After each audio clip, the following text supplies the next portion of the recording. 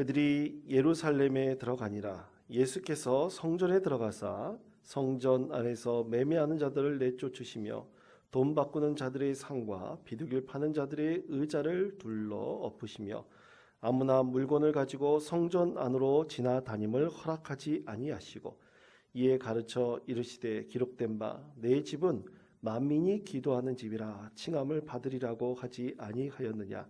너희는 강도의 소굴을 만들었도다 하시매 대제사장들과 서기관들이 듣고 예수를 어떻게 죽일까 하고 꾀하니 이는 무리가 다 그의 교훈을 놀랍게 여김으로 그를 두려워함이라. 아멘.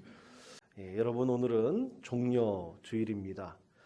종려주일로부터 이제 월요일에서부터 고난주간이 시작되고요. 또 고난주간 마지막 피날레는 성금요일입니다.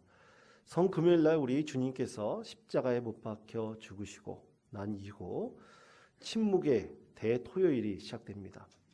그날은 어둠의 날이라고도 합니다. 왜냐하면 예수님께서 죽음의 고통 속에 음부 속에 들어가셨기 때문이죠. 그리고 그 음부의 권세를 그 사슬을 완전히 결박을 푸시고 이제 예수님께서 부활의 아침 우리에게 새로운 소망을 주시는 은혜의 날이 이제 다가옵니다. 근데 여러분, 이 예수님께서 돌아가신 날은 유월절 전날입니다. 유월절은 유대인들에게 있어서는 가장 중요한 절기죠. 근데 예수님께서 유월절 전날 금요일 날 돌아가셨다는 것은 그냥 유대인들의 유월절의 의미로만 머물러 있는 것 같진 않습니다. 왜냐하면 예수님께서 모든 인류의 죄를 사하시고 구원을 이루기 위해서 어린 양 희생의 피 대신 예수님께서 보혈의 피를 흘리셨기 때문입니다.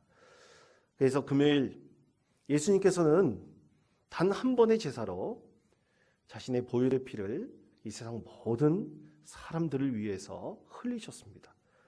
그리고 죽으셨죠. 그 죽음이 유대인들에는 수천 년 전 애굽 땅에서 탈출할 때 어린 양의 피가 흘려짐으로 인해서 그들은 죽음을 모면했습니다. 죽음이 넘어갔습니다. 그것이 바로 유월절이죠. 우리 예수님께서 부활을 위해서 그 어둠의 권세에 들어가셨을 때 이스라엘 백성들은 죽음이 넘어간 것입니다.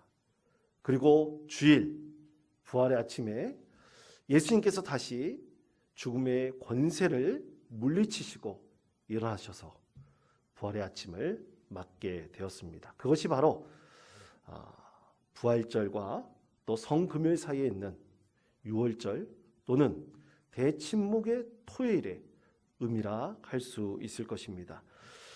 그러면 여러분, 과연 유대인들에게 있어서 유월절은 오늘날 어떤 의미를 가지고 있을까요?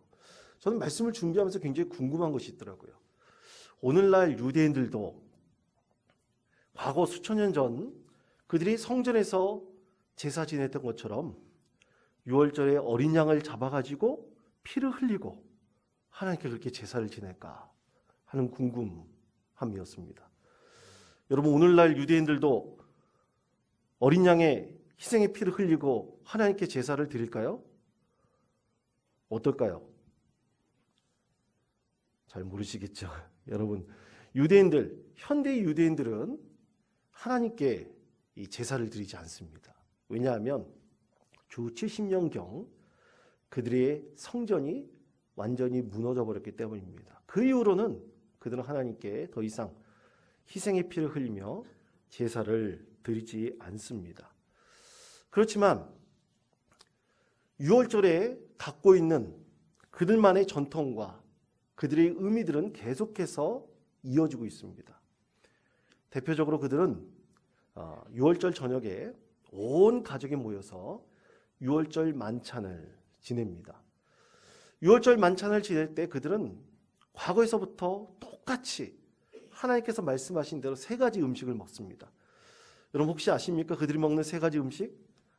화면에 보이는 무교병과 그리고 쓴나물과 양고기를 꼭 먹습니다. 근데 여러분 화면에 보시면 무교병이 이 세 개가 겹쳐 있어요. 왜 하필이면 세 개가 겹쳐 있을까? 가족들이 많으면 한 10개, 20개 겹쳐놓으면 되는데 왜 3개를 겹쳐놓고 있을까요? 그것에는 3가지 중요한 담은 의미가 있습니다. 첫째는 가장 맨 위에 있는 것은 바로 제사장입니다. 그리고 밑에 있는 것은, 두 번째 있는 것은 레위인, 그리고 마지막 3번째는 이스라엘 백성들, 유대인들을 상징합니다. 즉 하나님께 예배를 드릴 때 가장 중요한 주체, 제사장과 그리고 레위인, 그리고 이스라엘 백성들, 유대인들을 상징하고 있죠. 그리고 꼭 쓴나물을 먹습니다. 그 쓴나물을 먹는 것은 이스라엘 백성들이 하나님께서 구원하신 그 구원의 은혜를 잊지 않기 위해서입니다. 고통의 시간이 지나고 그 이후 하나님께서 그들에게 구원을 주셨던 그 고통의 시간이 지나갔던 그때를 잊지 않기 위해서입니다. 화면을 바꿔주시기 바랍니다. 그리고 현대인들에게 있어서는 유월절 그 자체에 2가지의 중요한 의미가 있습니다. 첫 번째는 자유입니다. 그 자유는 하나님께서 이스라엘 백성들에게 노예에서 해방하는 자유를 주셨죠. 우리에게 있어서 모든 죄의 굴레에서 벗어나게 하는 자유를 우리 예수님께서 주셨습니다. 그리고 두 번째는 누룩의 제거입니다. 여러분, 이스라엘 백성들은 꼭 유월절 때, 지금 유대인들도 마찬가지지만 꼭 무교병을 먹었다고 말씀하고 있죠. 그래서 현대 유대인들은요, 이 유월절 때 꼭 하는 집안 행사가 있습니다. 그것은 온 집안 1년에 딱 한 번 대청소입니다. 집안 곳곳을 청소합니다. 더러운 것을 벗겨내고, 그리고 혹시 집안에 누룩이 피어있는, 혹시 곰팡이 같은 게 피어있으면 그것도 깔끔히 제거합니다. 그렇게 집안을 온 대청소하고 묵은 때를 말끔히 씻겨내면서 그들이 담는 유월절의 의미는 하나님의 영이 그들 마음속에, 영혼 속에 있는 더러운 누룩들을 말끔히 씻겨낸다는 의미가 있습니다. 하나님께서 씻겨주시는 것입니다. 그렇게 누룩처럼 온몸에 펴져 있는, 그 영혼의 집에 퍼져 있는 모든 더러운 누룩들을 말끔히 제거하는, 바로 그것이 유월절, 현대 유대인들의 의미입니다. 그런데 여러분, 오늘 말씀해 보면 예수님 당시에 하나님의 성전은 너무나 더럽혀져 있었습니다. 2000년 전 예수님께서 예루살렘 성에 들어오신 후에 가장 먼저 행하신 것이 뭐냐? 그것은 성전 정화 사건이었습니다.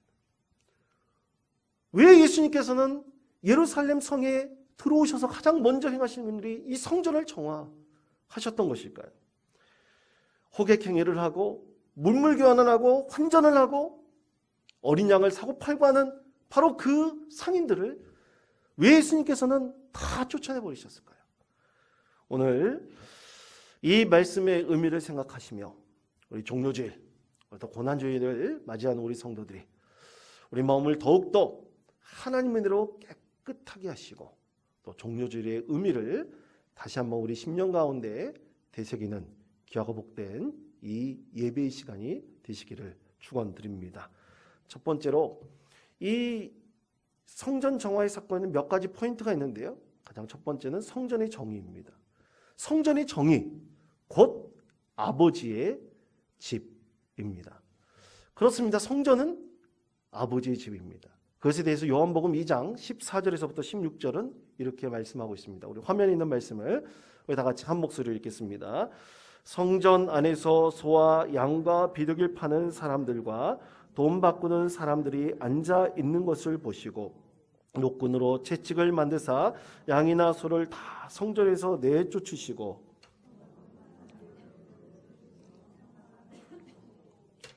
비둘기 파는 사람들에게 이르시되 이것을 여기서 가져가라. 내 아버지 집으로 장사하는 집을 만들지 말라 하시니. 아멘. 자, 예수님께서 분명히 말씀하셨습니다. 요한복음 말씀을 통해서 성전은 누구의 집이라고요? 내 아버지 집이라고 하셨습니다. 이것이 성전의 정의입니다.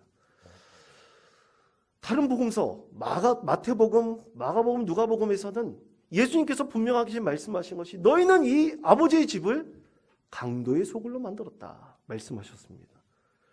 여러분, 강도의 소굴로 만들었다는 예수님의 말씀은 굉장히 심한 표현입니다.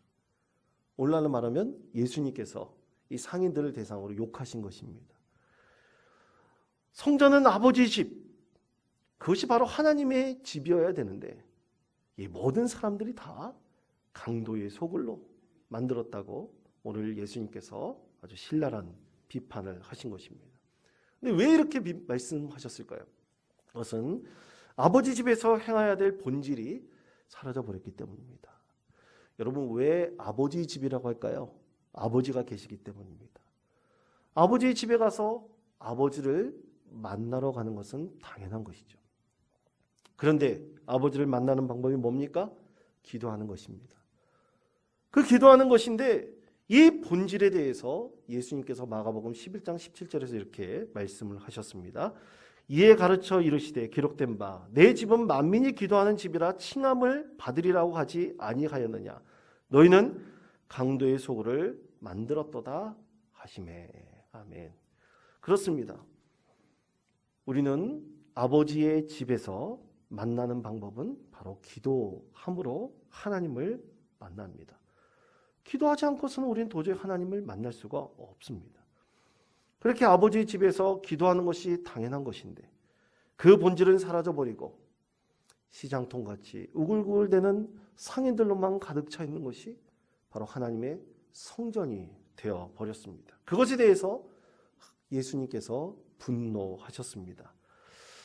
사랑하는 성도 여러분, 우리 성도들은 서로 힘을 합하여 오늘 이렇게 성전을, 이 예배당을 아름답게 리모델링 했습니다.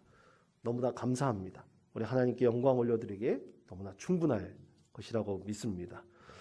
이렇게 새롭게 바뀌니까 성도님들 입에서 하나 둘씩 새로운 도전적인 얘기들을 하십니다. 목사님, 의자가 너무 낡으니까 의자 좀 바꿨으면 좋겠습니다. 목사님, 복도에 나가니까 복도의 바닥은 새롭게 깔렸는데 이 로비의 주변이 좀 지저분한 것 같습니다. 1층도 좀 지저분한 것 같은데 싹 새롭게 단장을 했으면 좋겠습니다. 또 어떤 성도님들은 예배당 이 단이 굉장히 넓어졌죠. 여러분 보시기에도 넓어졌죠? 넓어지니까 TV가 좀 작아 보이는 거예요. 성도님들이 또 헌금을 하시고 교회가 또 헌금을 합쳐가지고 또 큰 TV로 바꿨습니다. 좀 시원해 보입니까? 예, 감사합니다. 우리 성도님들 입에서 새로운 하나님의 은혜로 감동적인 얘기를 전하는 것이 참으로 감사합니다. 전에는 상상하지도 못했던 일들이 여러분의 손길을 통해서 이루어졌고 이것이 바로 여러분이 이 예배당을 사모하며 영적인 자부심의 마음을 표현하고 있는 것이라고 믿습니다. 그러나 성도 여러분, 이렇게 깨끗해졌는데 우리가 꼭 잊지 말아야 될 것이 있습니다. 그것은 이 예배당의 본질입니다. 그것은 뭡니까? 바로 기도하는 집입니다. 많은 교회들이 우리 교회처럼 리모델링을 하거나 또 본당을 새로 짓습니다. 그러면서 꼭 대부분의 교회가 하는 일이 있어요. 그것은 뭐냐면 성전을 꼭꼭 걸어 잠그는 것입니다. 왜냐하면 새롭게 단장을 했는데, 새롭게 예배당을 지었는데 좀 더 아껴 쓰자. 또 새로운 기자재들이 혹시 도둑질 당하면 어떡할까? 그런 염려와 근심의 마음이 있기 때문입니다. 그러나 여러분은 걱정하지 마십시오. 언제나 우리 교회 예배당 문은 열려져 있습니다. 더 아름답게 우리가 이 예배당을 새롭게 하였다면 더 아름답고 또 진실하고 복된 마음으로 우리는 늘 이곳을 찾으면서 이것을 기도하는 집으로, 하나님의 집의 그 정의인 기도하는 집으로 여러분 우리를 삼아 나가야 될 것입니다. 그래서 언제든지 오셔서 기도하십시오. 그리고 기도한 자들이 넘치고 넘쳐날수록 이곳은 더욱더 아름다운 여론의 기도의 소리로 새롭게 하나님께서 리모델링 해 주실 것이라고 믿습니다. 두 번째는 정화입니다. 오늘 말씀의 두 번째 포인트는 정화하는 것입니다. 예수님께서는 말 그대로 성전 앞에 있는 모든 장사꾼들을 다 몰아내셨습니다. 그런데 왜 몰아내셨을까요? 그것은 장사하는 행위만큼 하나님을 만나러 하는 것을 방해하는 것이 없다고 예수님께서 굳게 믿으셨기 때문입니다. 왜일까요? 예전부터 한국계 이단으로 그 분열을 조장하였던 이 김기동 씨가 있는데요. 이 김기동 씨의 귀신놀이에 보면 아주 재밌는 일화가 있습니다. 자기가 지어놓은 예배당에 그 자기 교인들이 예배드리러 오지 않습니까? 예배드리러 오면 그때 교인들에게 붙어있던 귀신이 예배당 들어올 때 떨어져 나가고 예배당 나가면 다시 그 귀신이 붙는다고 합니다. 여러분 믿으십니까? 도저히 말도 안 되는 얘기죠. 무슨 귀신이 나갔다 들어왔다 나갔다 들어왔다 자기 예배당에 나갔다 들어왔다 합니까? 있을 수가 없는 얘기죠.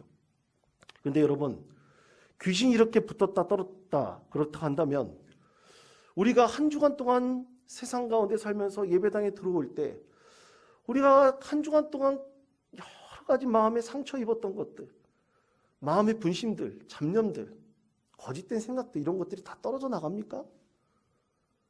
그렇지 않습니다. 우리는 그 마음, 그 상태 그대로 우리 영혼에 누룩 같은 것들이 있다면 그것을 가지러 우리는 그것으로 예배당에 나옵니다. 예배당에 나와서 우리는 가장 먼저 하나님께 우리의 더럽혀진 마음, 거짓된 생각, 잡념, 불신 같은 것들을 조금씩 정화해내기 시작합니다. 요즘 현대인들에게 있어서 가장 새롭게 생긴 영적 습관이 있습니다. 그것은 예배당에 먼저 들어오시면 10분 전이든 15분 전쯤 들어오시면 가장 먼저 핸드폰을 무음으로 바꾸거나 핸드폰을 꺼놓는 영적 습관입니다. 왜냐하면 이것이 우리의 마음의 방해거리가 되기 때문입니다. 또 들어오셔서 가장 먼저 하나님께 내가 한 주간에 있었던 잘못된 생각들이 들면 그것을 가지고 하나님께 회개하며 우리가 이 예배를 온전히 하나님께 드리기 위해서 기도합니다. 다른 분들과 좀 교제하고 싶은 마음도 있지만 잠시 참고 우리는 온전히 예배에 집중하기 위해서 한 주간 동안 있었던 모든 잘못된 잡념들을 이 예배 가운데 내려놓으려고 하나님께 간절히 기도합니다. 그리고 예배를 드리고 온전히 하나님께 예배드리며 은혜한 충만한 가운데 우리는 이 예배당을 떠납니다. 그런데 오늘 성전 이 말씀을 보십시오. 성전 앞에 있는 엄청나게 많은 장사꾼들을 보십시오. 또 그들과 함께하는 유대인들을 보십시오. 과연 어떻게 이런 마음을 가지고 마음을 정화하여 하나님께 온전한 예배 자리로 그들이 나올 수 있겠습니까?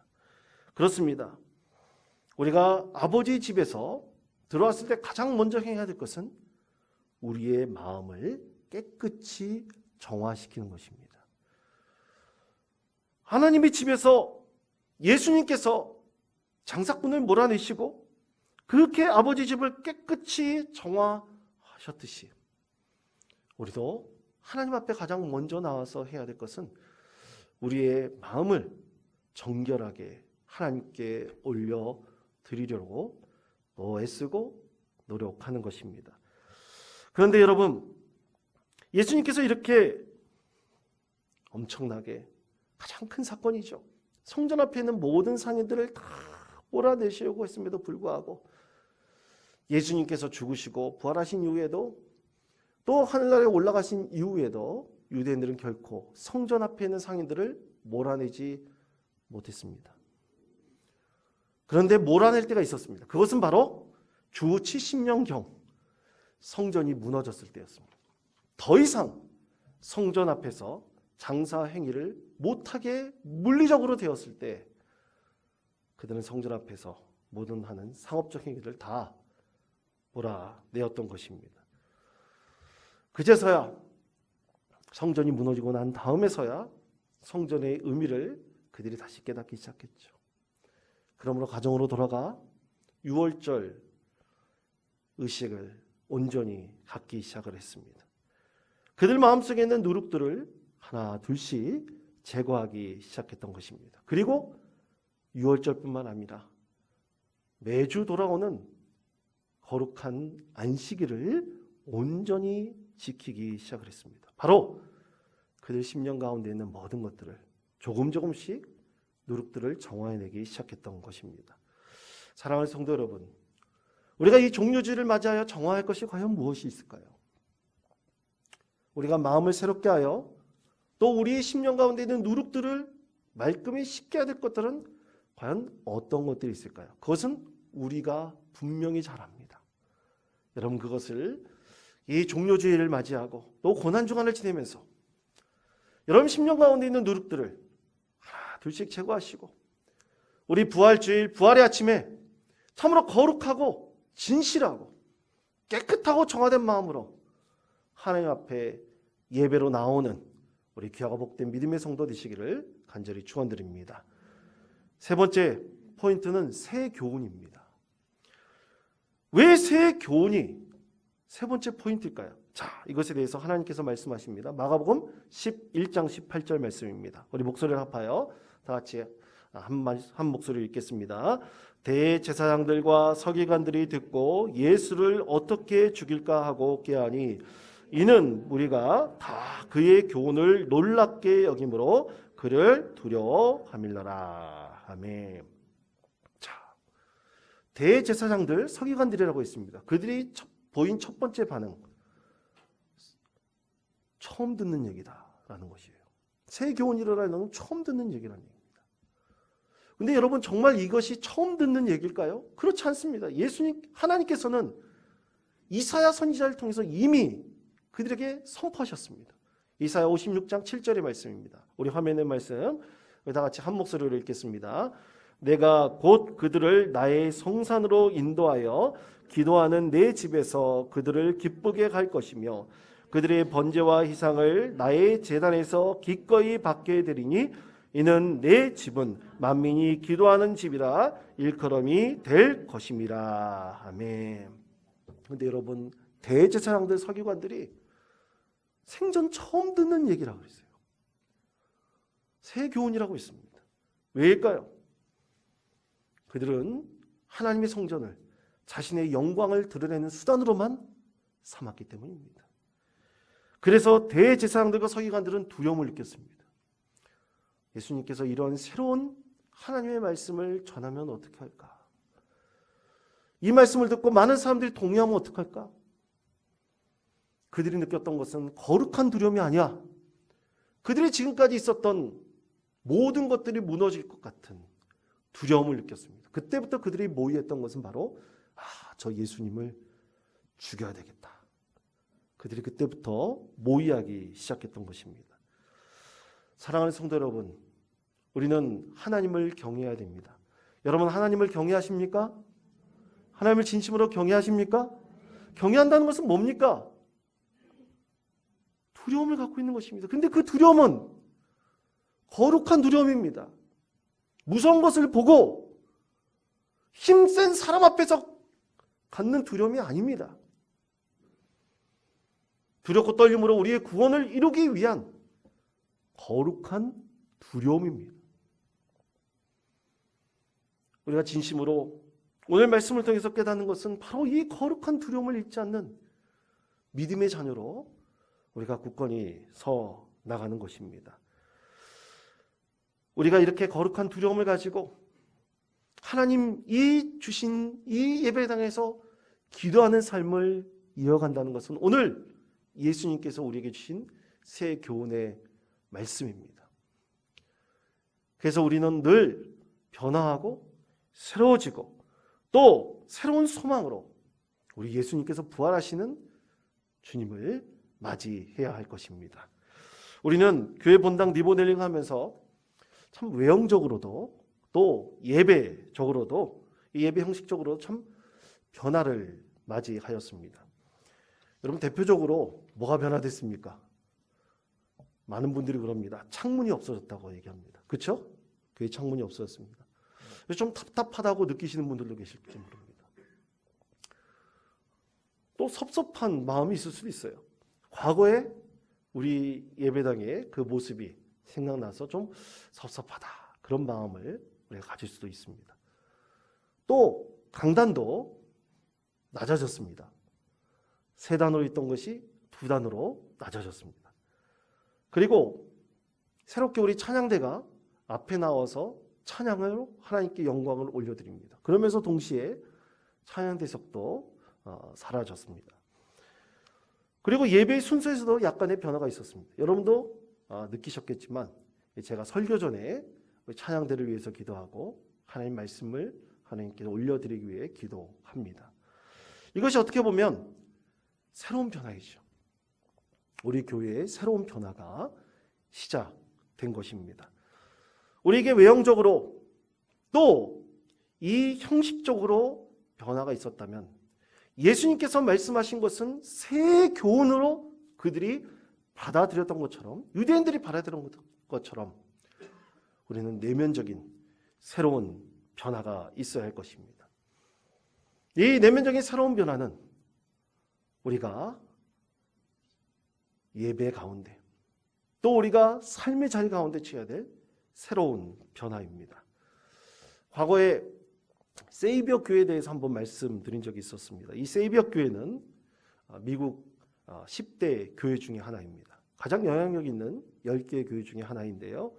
이 교회는 교인이 불과 150명밖에 되지 않습니다. 그리고 150명 이상 교인들이 되면 분립을 합니다. 그렇게 하는 이유는 하나님의 사역을 더욱더 효과적으로 감당하기 위해서 교인들을 분립하는 것입니다.